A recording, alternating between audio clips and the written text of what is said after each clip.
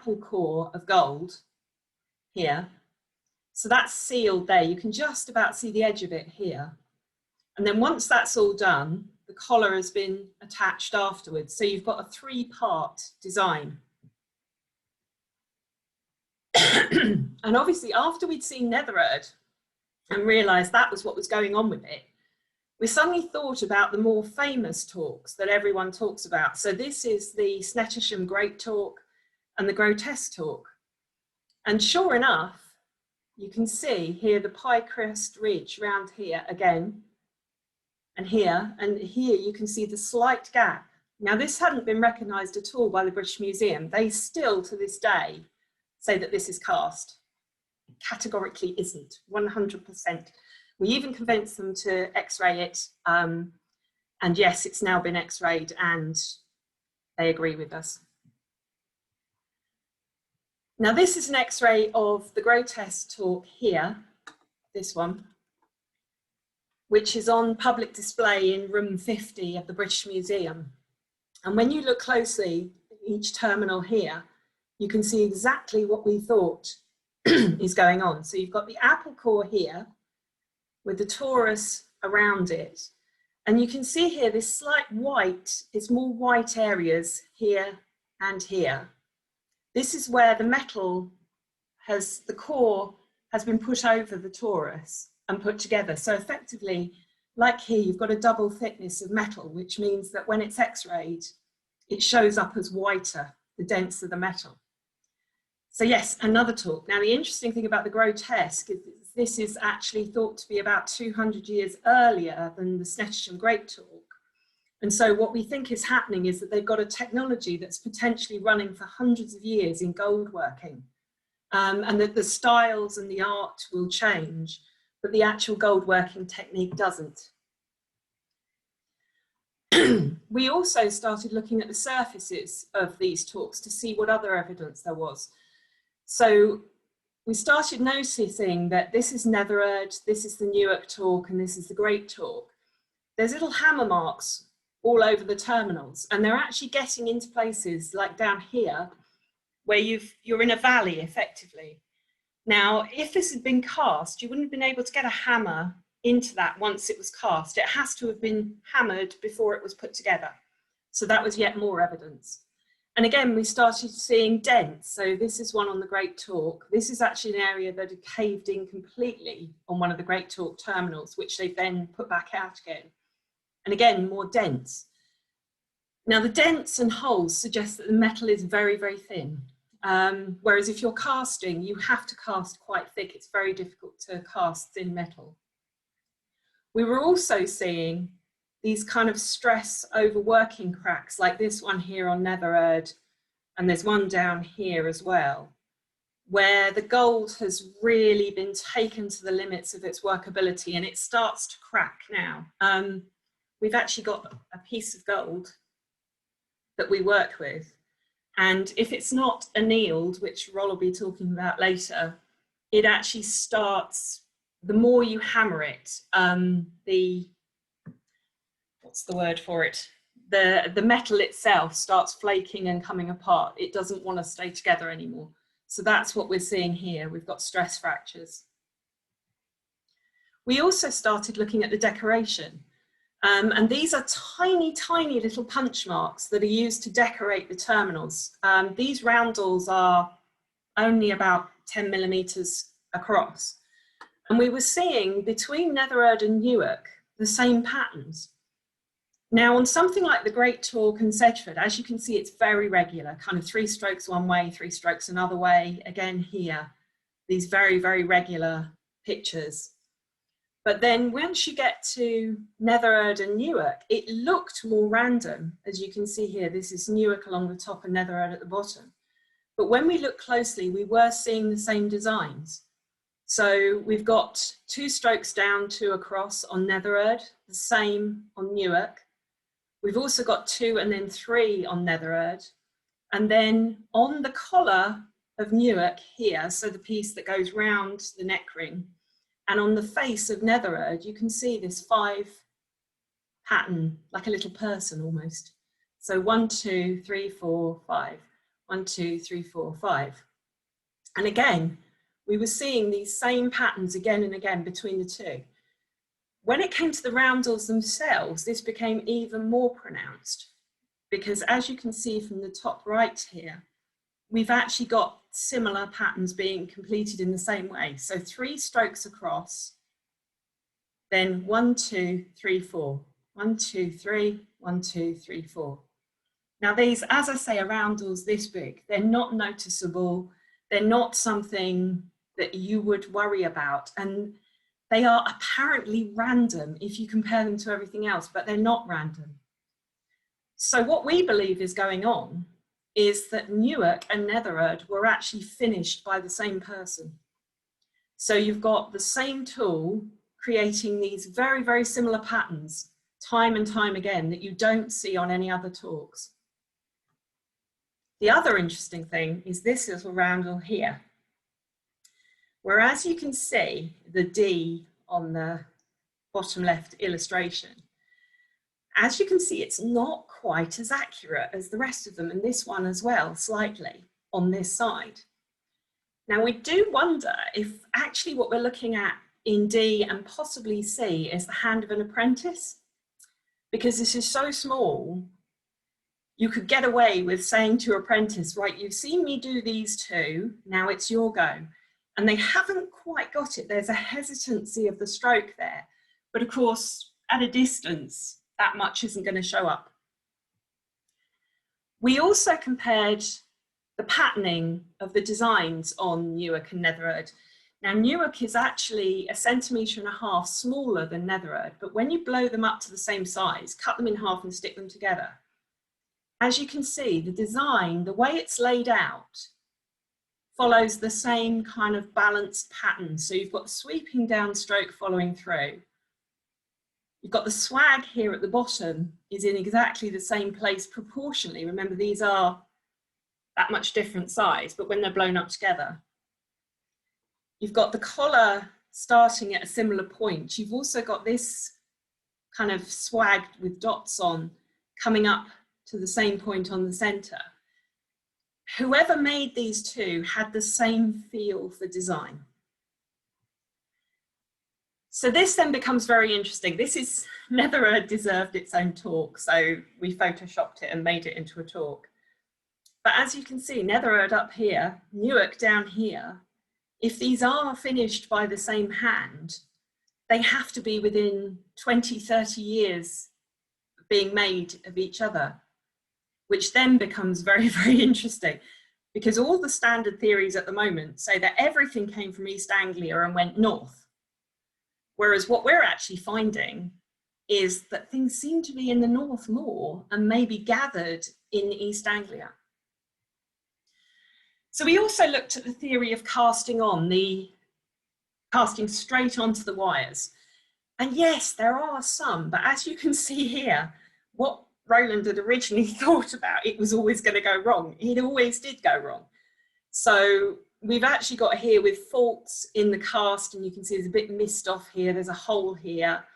This one has actually got what's called a cold shut, where the mold is too cool when the metal goes in and it blows a hole in it. You've also got holes up here. You've got metal that's run out of the cast over the wires here. Here you've got wires actually showing through the cast, and there's a hole as well in here. And it gets even worse. This one from Hengistbury Head, these are all from Snettisham. This one from Hengistbury Head has a huge hole on the bottom, on the back of it here. And poor old North Creek, which is this one, is just about the worst terminal you will ever find. It's just covered in problems. How it was ever used is beyond us. We also looked again at the Newark talk, and we were very lucky to be able to X-ray it. Gold is very, very difficult to X-ray. It's actually denser than lead. So you have to have a very, very powerful X-ray. This was a 450 kV X-ray that we were lent by GE Engineering in Leicester. And when we looked at Newark, it wasn't what we thought. It wasn't sheet after all. Despite having all these characteristics, same decoration, it's actually cast. As you can see, this thicker black line here, this thicker black line is actually showing the cast, the metal. And as you can see, it's flat on the inside. So all the raised bits are filled. So this is actually a cast terminal, but what's interesting is that they've left a kind of polo hole in the center that they've then filled later on with a kind of wedding ring almost of gold that they've inserted in and soldered.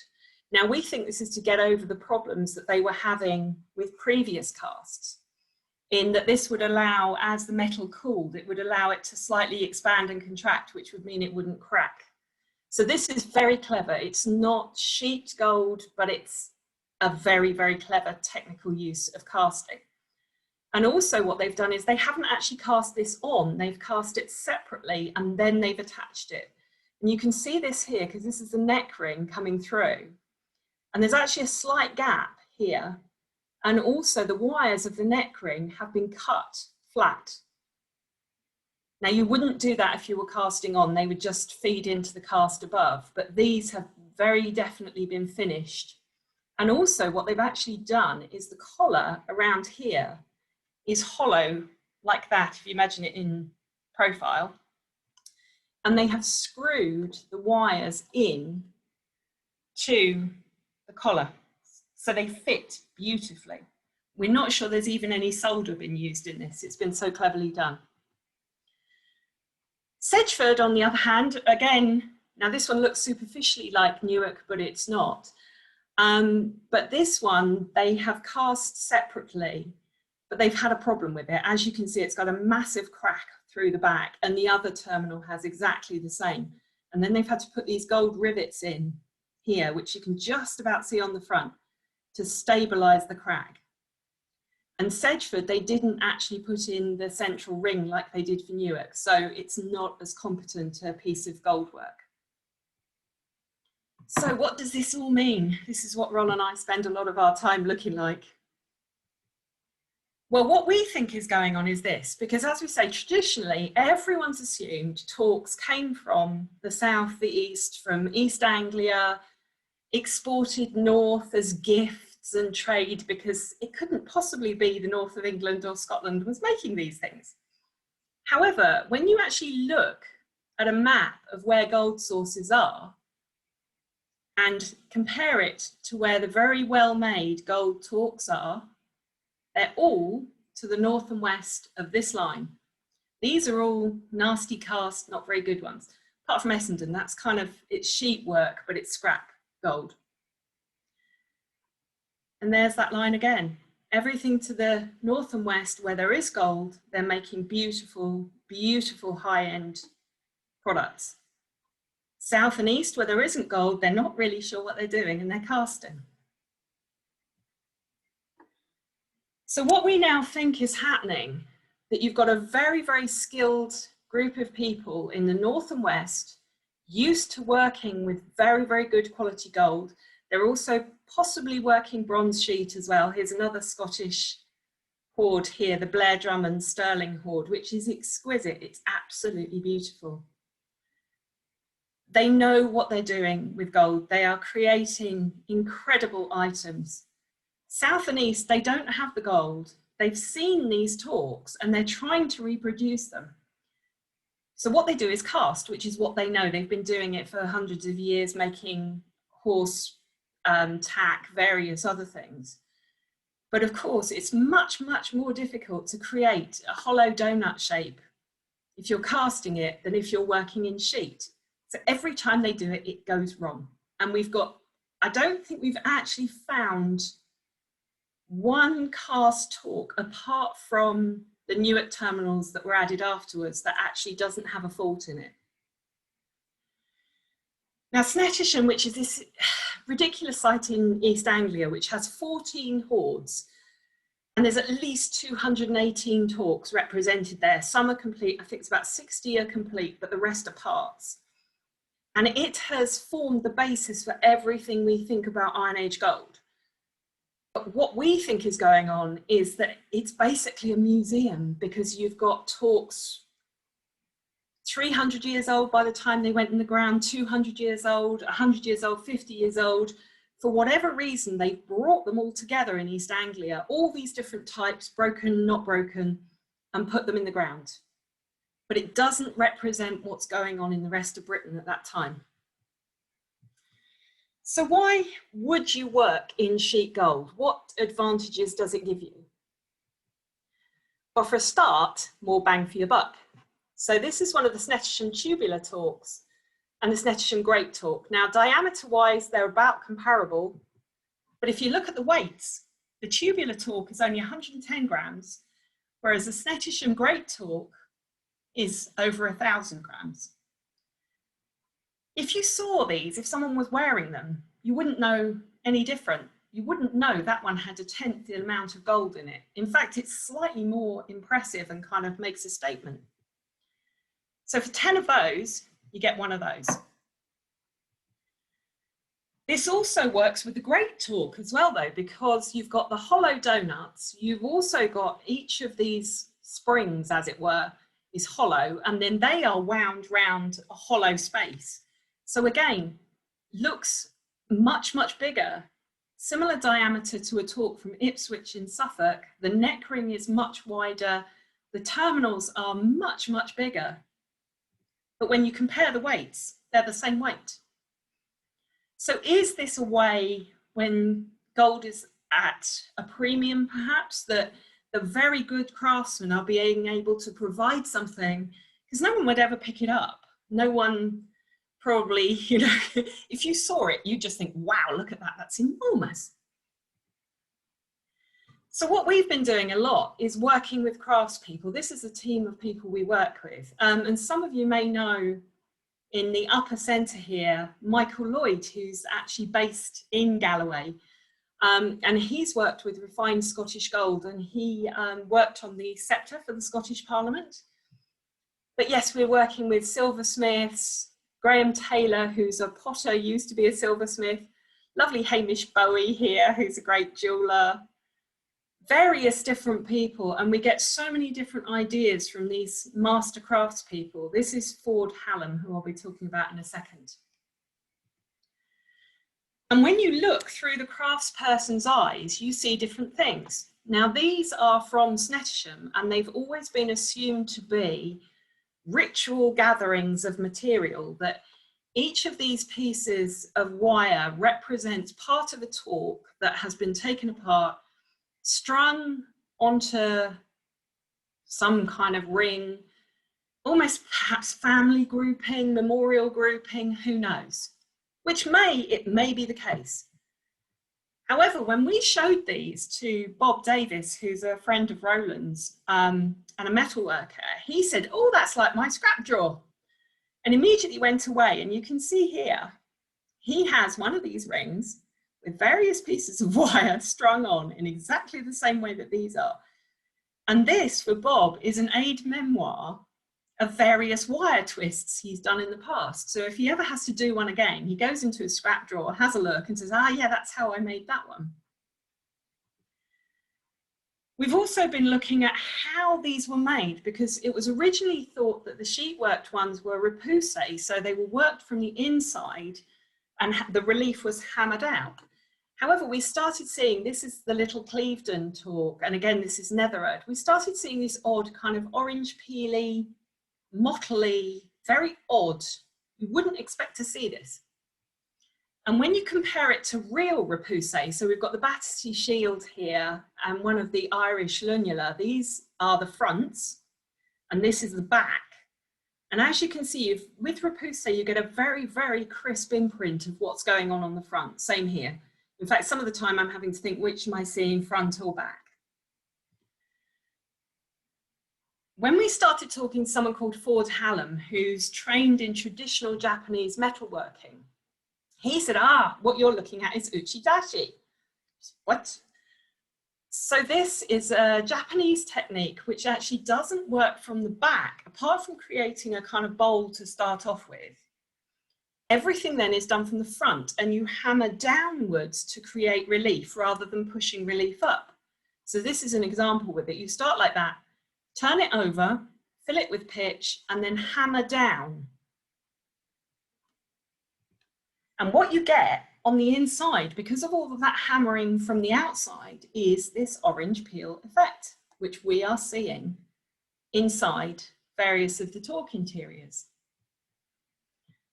So the next thing we wanted to do with Nethererd was to actually see if we could do this, because this is one of the things that everyone's always said, oh, that's impossible to do, it's really tricky, these concentric circles, blah, blah. So Ford Hallam, who is, as I say, probably one of the best goldsmiths in the country, if not the world, he just suddenly started sending me photo messages saying, oh, I thought I'd have a go at this. So he started off with a little dome, so this is only a couple of centimetres across. Filled it with pitch, drew the design on the outside, started hammering it down, and then got carried away and started doing various other decorative things as well, and created basically part of the Nethererd terminal. And the amazing thing of this was he did it in 90 minutes, an hour and a half from start to finish. So this is something that archaeologists have been talking about for a very long time, saying, oh, it's so difficult, it's impossible. You give it to a master goldsmith, they will work out how to do it. So as you can see from the exterior, it's almost identical. I mean, obviously this is slightly worn from being in the ground. And on the interior, again, we have this very kind of blurred relief, exactly the same as we're seeing on the inside of Torcs, not like the Battersea Shield crisp relief. So the moral of the story for all of this, with so much of archaeology, if you're talking about artifacts, the best way to do things, if you want to know the way, is ask a craftsperson. Now, this is going to be the end of my session, and I'm going to hand you over to Roland, who is going to talk a bit more about gold working. Right.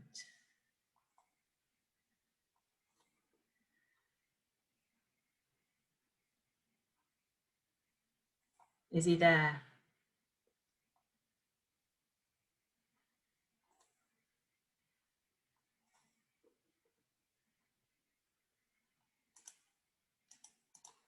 Let's have a look.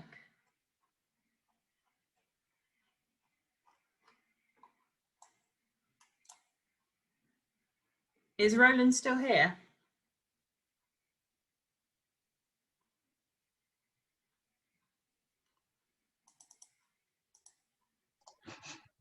Is Roland about? Yeah. Oh, he's there. Right. I'm going to hand over to him now.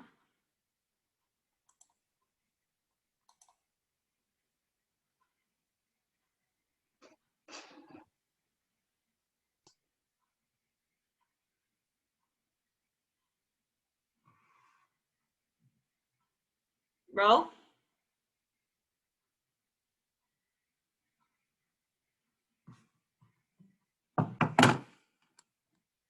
I'm just checking what's happened.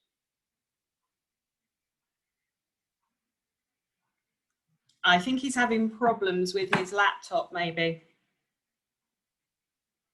So if he hasn't showed up, I'll start and then hopefully he'll be here in time for questions.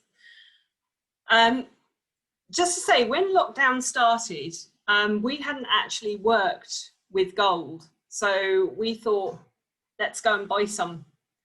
So we treated ourselves and bought this little piece of gold, which is fine gold, about 99% pure, and about £500.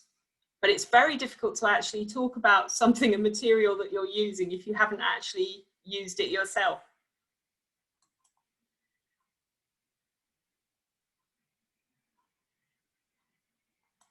So the tools that we're using here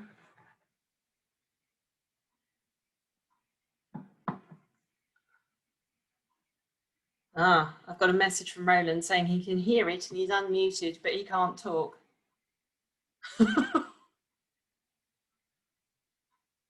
No, he's still silent. So the tools that we're talking about are very, very simple. This is a tiny little anvil. This is the piece of gold, and a very small hammer, an ounce hammer, which are not too different from what you'll find in archaeological sites. And this is my kitchen with 2 fire blocks with the burner to smelt the gold. But as you can see, it's not huge amounts of equipment. So for gold working in the archaeological record, we're not looking for very much. Now, what we did using this was to use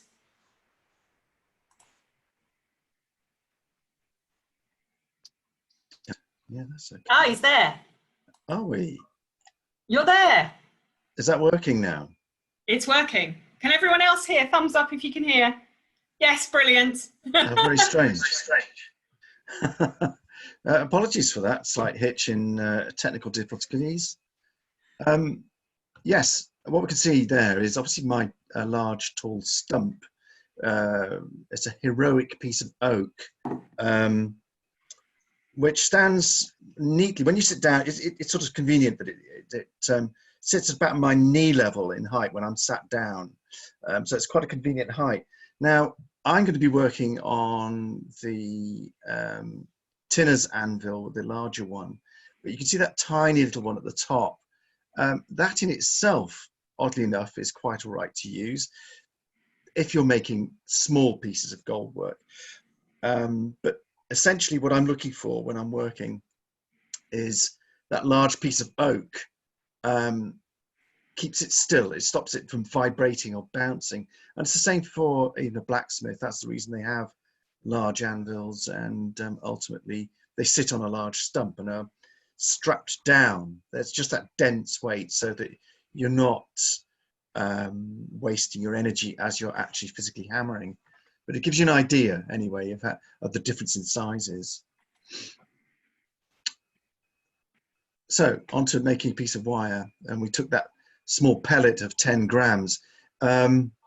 It's about the size of, it's about the size of a pea when melted together, to give you an idea. And of course you can go hunting for gold in Scotland. Well, when the COVID thing is all over, you can do that in Lead Hills. There you are. That's the beginning of taking the little ingot that it came and just hammering it out, basically, just to see how far we could take it. It's a high percentage of gold, nearly 100%. We've melted it into and poured it into this little sausage there. Gold melts at 1064 degrees C. So you get a little bit hotter there, and just literally pour it into this little gully that I carved into the insulated blocks there. So you could do that in a piece of clay, frankly, a piece of softer stone. And we've seen that later on the Vikings were doing these into dry sand with literally a dragged finger across it to make the ingot for, pouring bronze usually. It cools off pretty quickly. And then straight to the mini anvil, literally on a tabletop. Now, it's not ideal, and it did bounce. And there's always a danger that with something as small like that, you're going to annoy the neighbours with the continual sort of like tink, tink, tink, tink, tink, tink. It's not ideal, but it can be done. That's the point. Literally on a tabletop. So this is annealing it. Go on, I'll let you talk. I don't know whether we could. Earlier on, you couldn't hear me above the sound of the video. So yeah, we just cornered it literally just to try and stop wasting heat as much as anything. But that's the 10 grams, isn't it? That's 5. Oh, that's 5 now. We've chopped it in half. And you can see it's a little bit wriggly because it had been tangled up initially, and we'd undone it and then popped it in onto the insulated blocks.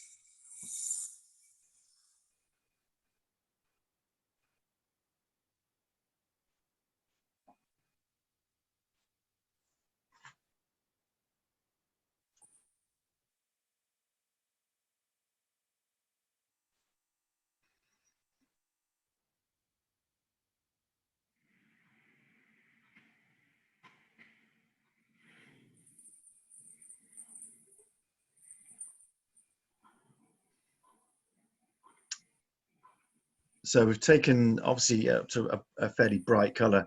I now learn, in fact, you don't need to take it quite as hot as that, and then quenched it. And that's the annealing. And here you can see that it, as a result, it's exceedingly soft. You can see how easily it's bent.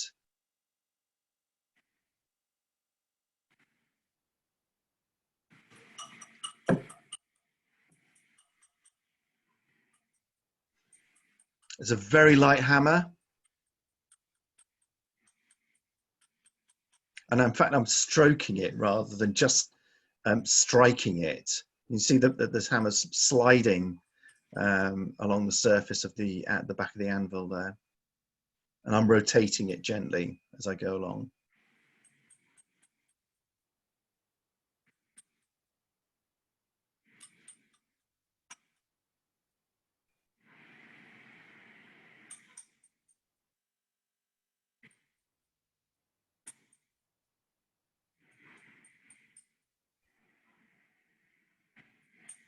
And then do the reverse end.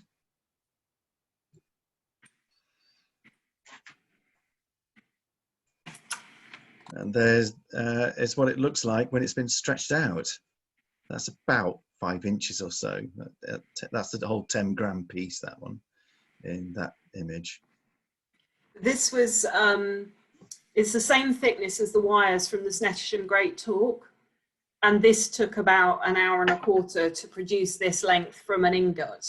So once you get used to it and you get faster and you've been doing it since you were age 5 probably, you can create quite a bit of this quite quickly.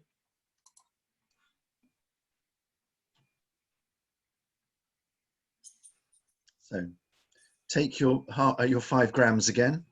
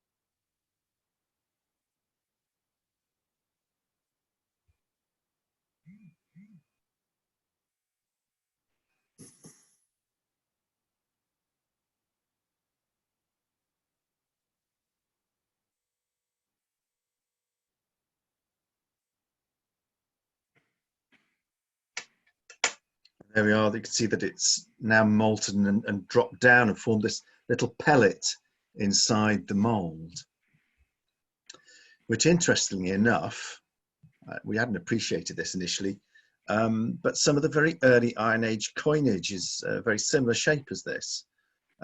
It's been called coinage, but ultimately it's just a very convenient shape to carry gold round when it's cold, I might add.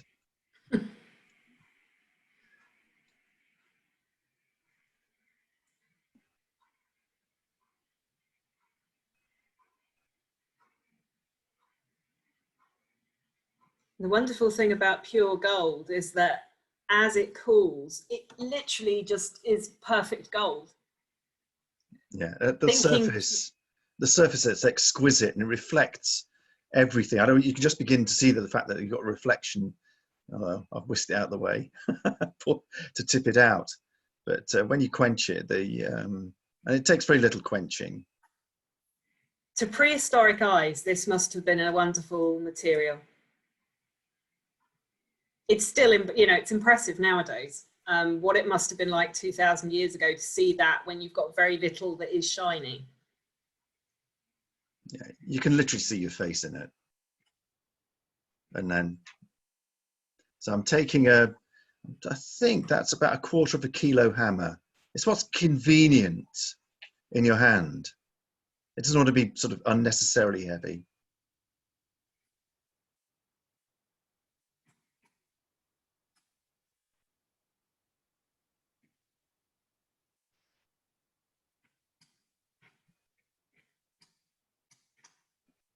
It's actually very pleasant to strike. It sort of really absorbs the blows nicely. It's akin to when steel is hot or iron. You can see that the hammer's definitely affecting it and moving the metal. But of course, you can do this cold.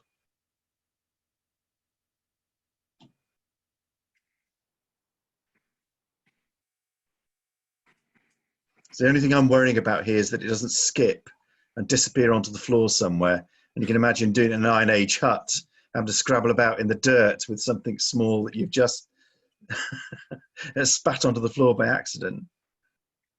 No metal detectors. Now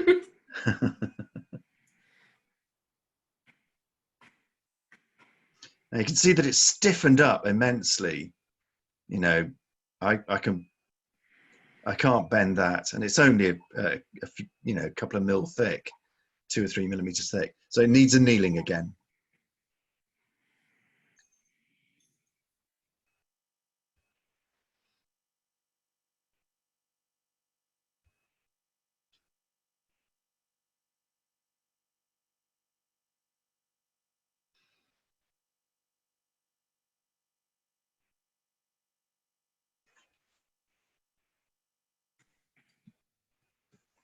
No, that's quite sufficiently heated through. In fact, as I said earlier, it can be just taken to a slightly rosy red, and that's sufficient.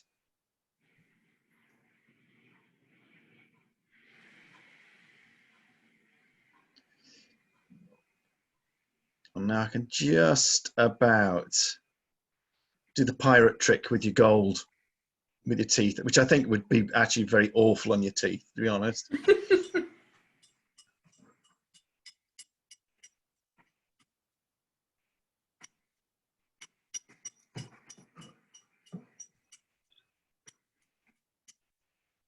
Now, all of this is in real time, virtually.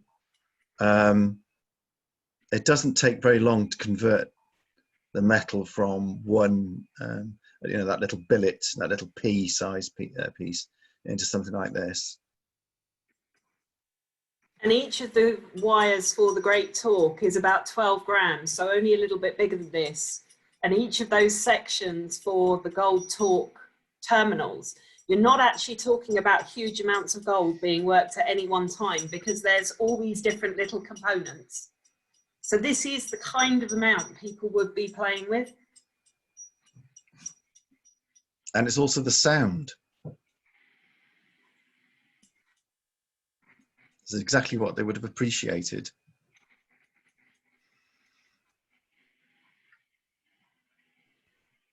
Again, it's stiffened up like mad. It's quite robust, surprisingly.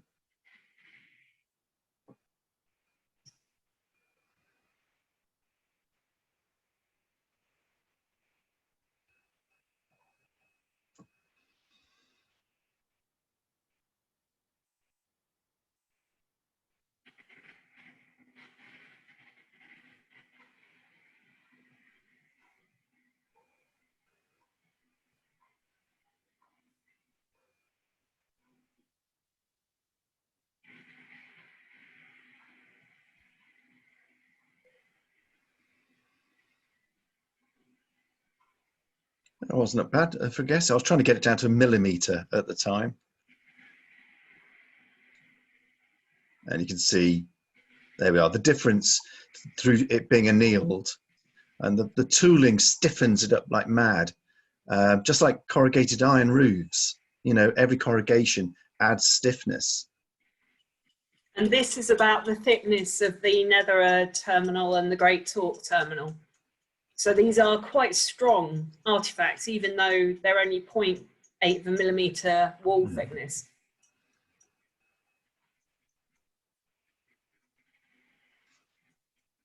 Now, if any of you are interested, you can search on YouTube for a Pathé News piece about making gold leaf that was done, I can't remember, like Hendon in London. And it's always worth looking at that.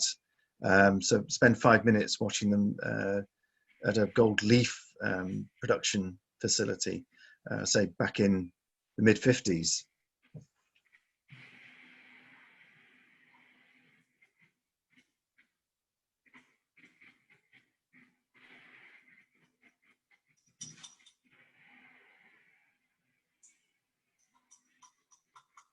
I wonder whether anybody spotted where I accidentally catch my skin hammering there.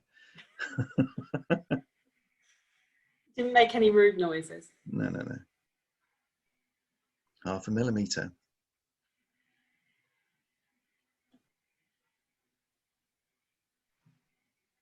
And again, look how surprisingly robust. That's quite a bit of force. But gold just gives and gives and gives. It doesn't, you know, it's so ductile. It's lovely. It's absolutely lovely. If that was a piece of copper, there's always that worry that at some point you know, it's going to just create a bit of a stress fracture in it. And copper and gold are, you know, very comparative materials, as is silver in that sense. And if you start out as a student, you start of gold working, you start out with copper just simply because it's obviously plainly cheap.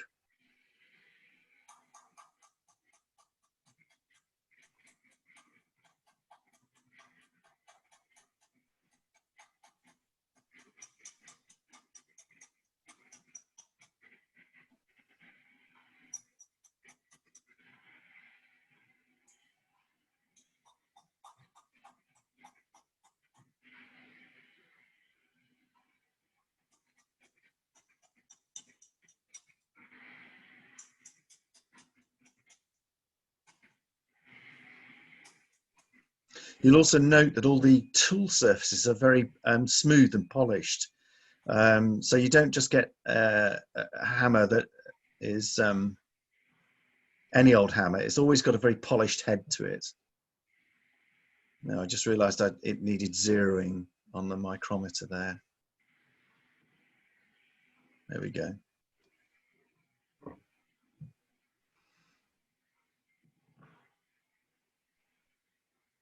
There we are. And this is now down to the kind of thicknesses that some of the fine tubular Torcs are made in. And look again how robust it is, surprisingly. And yet it still goes. There's still, you know, the metal will still keep stretching at that point.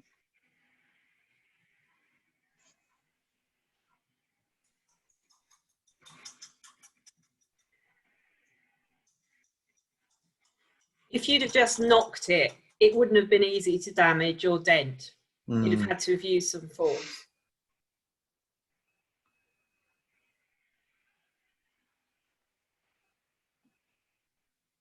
I think that was mine.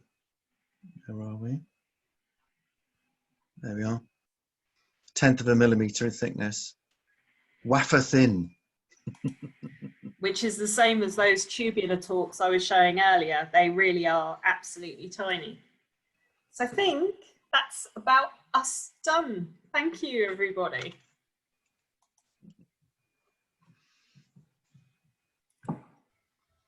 Great. Well, thanks very much indeed. Right. We're open for some questions. Right.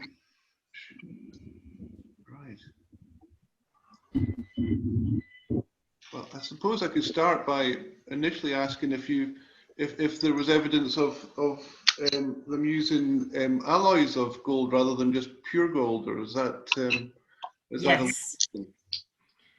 A lot of, particularly by the Iron Age. In the Bronze Age, a lot of the alloys are much, much purer. But by the Iron Age, they are using a lot of different alloys. The Netherite terminal is actually an alloy of, I think it's about 70% gold with about 20% silver and about 10% copper. Yeah. They're recycling. Yes, they're very good at changing alloys to do what they want them to do, because the more copper you have in a gold alloy, the redder it will be. The more silver you have, the paler it will be.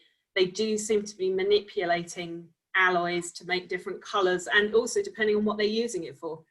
So if they're casting, Roel can talk more about that.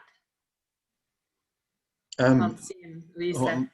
Well, I was just going to say quite simply is that the reason Welsh gold is the colour it is simply because of the content of copper that's naturally in it. And of course that can be very strictly manipulated these days anyway. And likewise, that addition of silver, it changes the working properties of it to a certain extent, but not dreadfully so. But when I suppose not many people had many Torcs to compare one metal against another. And so if somebody said this is gold, then everybody would accept that it was gold, I should imagine. Although, obviously you can literally have a blend of 50-50 electrum, as it's called, and gold naturally alloys with silver anyway, as it does with copper. So all these are blended in there, but obviously they must have had a source for very pure gold that they were, finding fairly regularly. As I mentioned, Lead Hills is certainly a candidate, but also down in Cornwall and in Ireland. But you'll note that all those areas abut the Irish Sea. That's where they're moving this precious metal between their various locations. That obviously, it gets to that point where you then say, so what on earth is it all doing in Norfolk? And that is a big question. It's true, because plainly no gold can be found naturally in the ground there. So people are moving these things about the countryside. I suppose the earliest coinage they found was in Lydia, and that was a natural gold silver mix, wasn't it? And, yes, indeed. Yeah, and as you say, the sort of style and size of the coins are very much like as you described in the video, with these sort of almost droplets of metal. So yeah, that's an interesting comparison. Well, we do have. I made some little weights in pewter of the various Torcs and various components like that, just to give people, so they could physically feel them when they came along to one of our talks and things like that. And it's surprising, a tangerine's worth of gold. And in fact, even a golf ball of gold, you can imagine how big that is or isn't, and how far you can make that go to make any one of these wonderful objects. Yeah, indeed. I think I saw Francis waving his hand a minute ago. Francis, tulips. Mute. Am I unmuted? Right. Somebody's muted me, I think. No, we can hear you. We can hear you. Can you hear me? I may have. Sorry, we were a little bit late, so we might have missed the start. Are you able to source where you're able to identify different sources of gold, and therefore, are there any of the Torcs in the south that you can say, well, the gold actually came from such and such, or is it just all a mixture? Oh, I wish we could. I really wish we could. For Bronze Age gold, they've been doing a lot of work. Chris Standish had been looking at lead isotopes, and he's managed to source a lot of what was previously assumed to be Irish gold to Cornwall. But that's for the Bronze Age. The trouble is, by the time you get to the Iron Age, we think they're mixing so much together with perhaps previous artifacts being melted down, different alloys. We've got a theory it may be possible, but you will probably end up getting regional trends rather than being able to specifically pinpoint a certain place.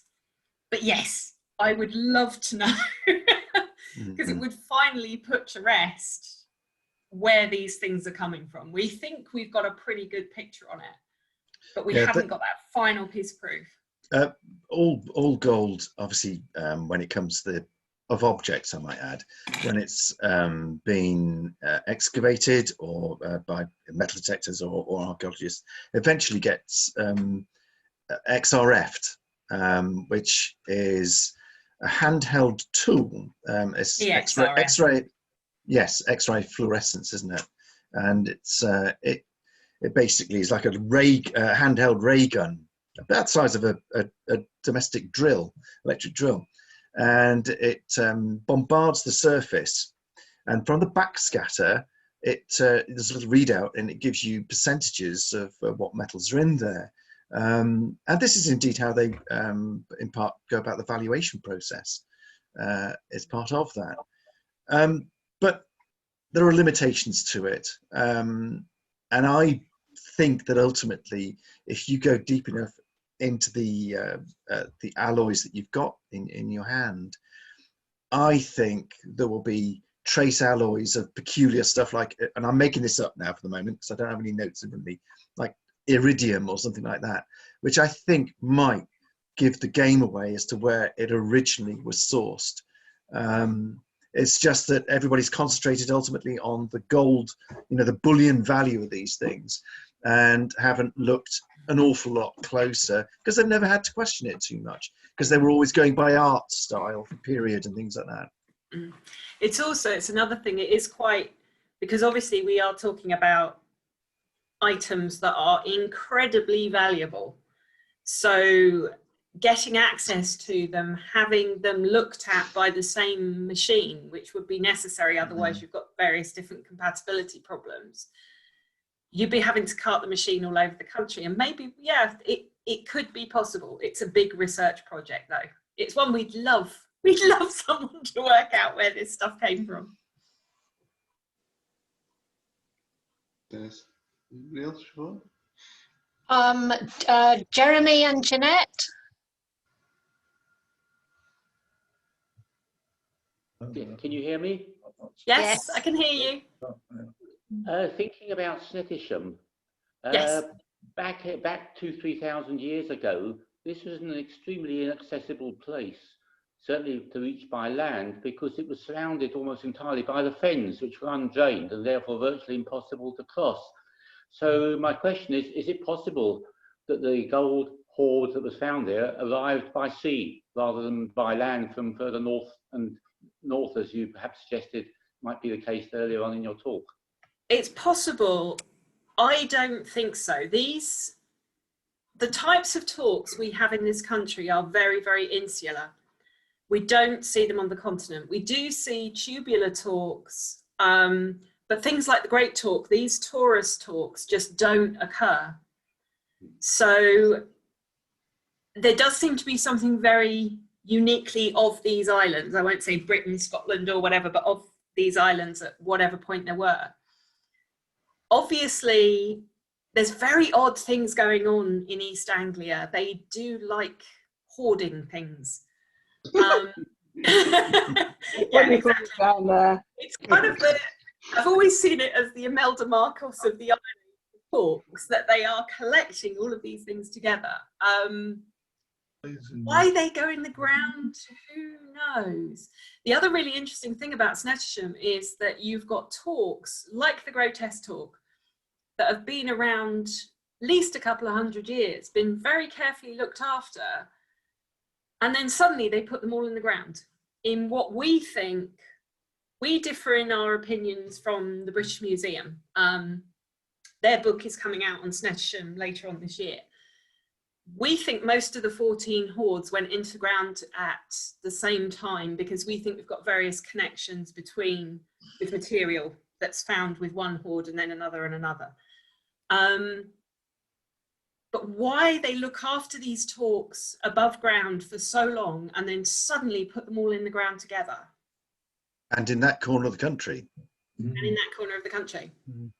Could I suggest that what might have happened is if somebody was doing a runner from the north with a whole lot of Torcs and the boat got shipwrecked and blown into the wash, then back in the first place we'll finish up and it's all nice and sandy around there. It would be dead easy to bury it and come back with another day. Yeah, I think the trouble is we've got 14 different hoards there, and also it's been the Romans then come and built the kind of temple and various other things on the site. There's something going on at that site.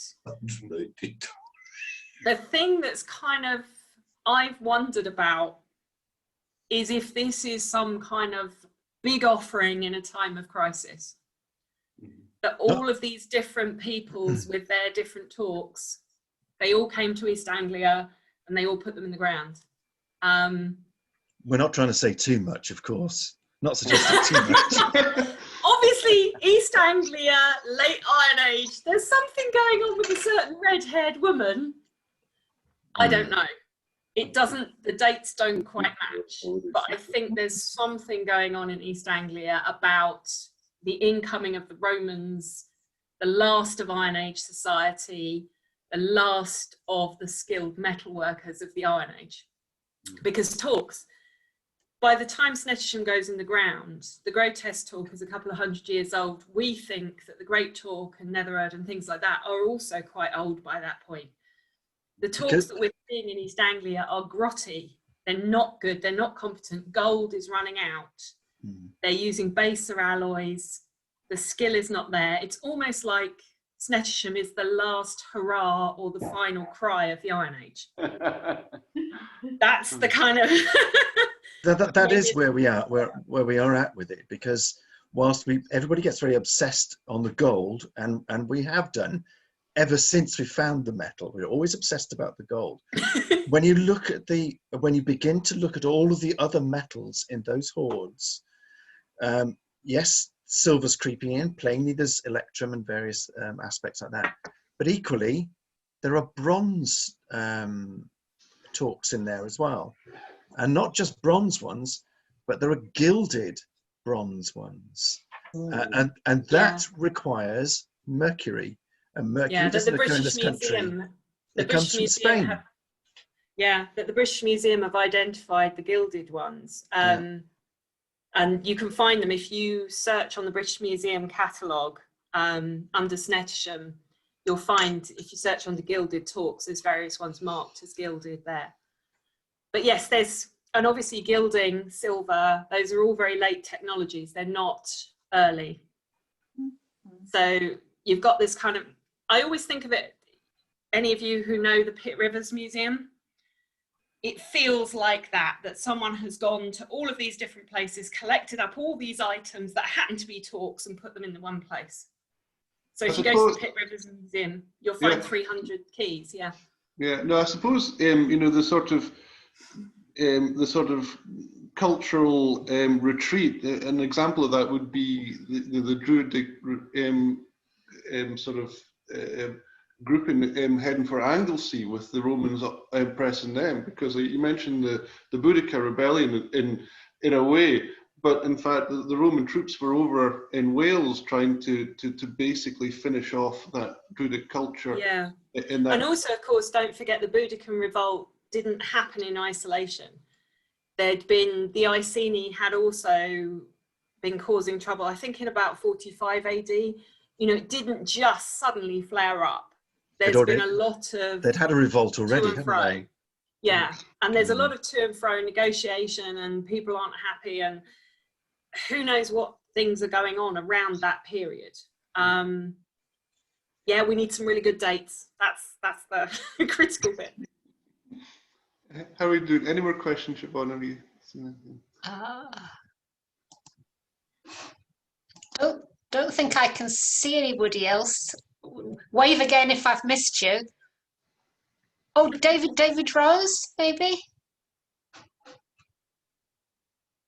We can't hear him. We can't hear you, David.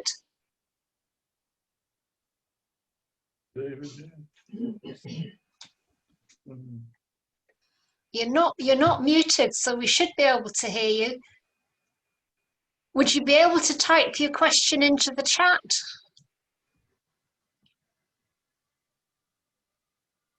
Oh, it's gone all together now.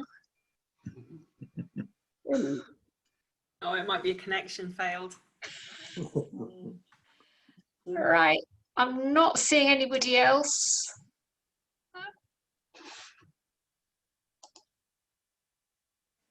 If anyone thinks of anything rapidly afterwards, you can always let Siobhan or Alistair know and they'll contact us. We're quite happy to. Oh, yeah, I can forward anything if you want to send it to me. Okay. Okay, great. Well, thanks you very much, Roland and Tess. It just shows you what people get up to in the lockdown, isn't it? In their kitchens. In my own case, my daughter took over our kitchen to make bioplastics for a university course, and that sort of stunk the house out for about a month. So I do sympathise.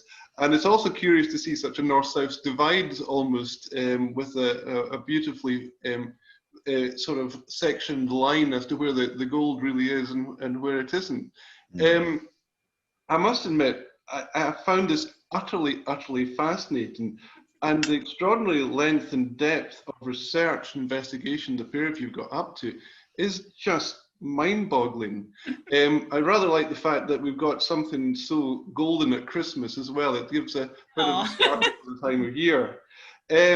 Obviously, I met yourself, Tess, before, but Roland as well, I have to thank you very much for the time and effort, and I'm sure I'm not alone on behalf of the Society thanking the pair of you for giving such an excellent lecture and such an entertaining evening on what is a rather cold and snowy day in this part of Scotland. I believe just a bit of a drizzly one where you are in England. So thank you again. Dank.